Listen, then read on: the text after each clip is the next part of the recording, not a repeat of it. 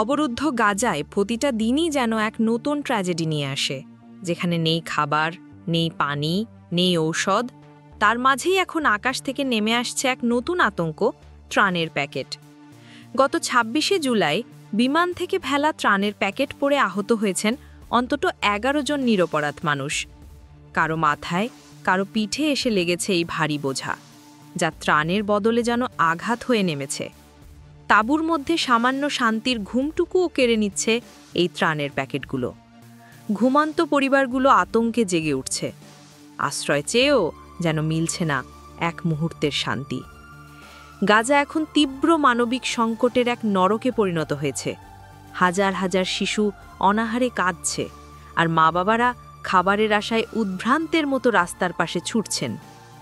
আন্তর্জাতিক চাপের মুখে ইসরায়েল ত্রাণ ফেলার সিদ্ধান্ত নিলেও তা কার্যত কোনো কাজে আসছে না। এই বিতরণ ব্যবস্থা নিয়ে ফিলিস্তিনি প্রতিরোধ সংগঠন হামাস তীব্র ক্ষোভ প্রকাশ করেছে। তারা একে বিপজ্জনক ও প্রতারণামূলক বলে আখ্যা দিয়েছে। আকাশ থেকে সাহায্য নয়, যেন প্রতিদিন নতুন এক হুমকি নেমে আসছে।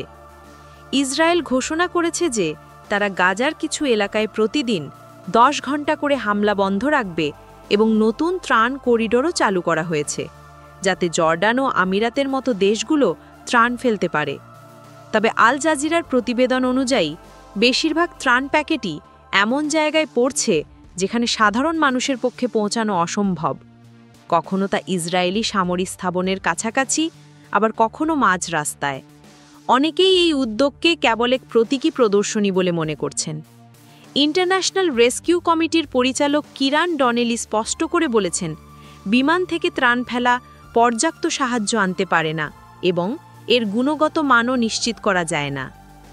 ইউএনআরডব্লিউএ এর প্রধান ফিলিপ লাজারিনি হুঁশিয়ারি দিয়ে বলেছেন যে এটি ব্যয়বহুল, অকার্যকর এবং ভুলভাবে বিতরণ হলে অনাহারে থাকা মানুষের জীবন কেড়ে নিতে পারে। মানবিক সহায়তা যে অত্যন্ত জরুরি তাতে কোনো সন্দেহ নেই, কিন্তু সেই সহায়তা যদি নিজেই মৃত্যুর কারণ হয়ে দাঁড়ায়, তাহলে তা কতটা মানবিক? গাজার আকাশে এখন ত্রাণ নয়, নেমে আসছে আরও এক ধরনের দুঃস্বপ্ন। মানবতার জন্য, জীবনের জন্য এখন প্রয়োজন নিরাপদ ও সতেজ সমাধান।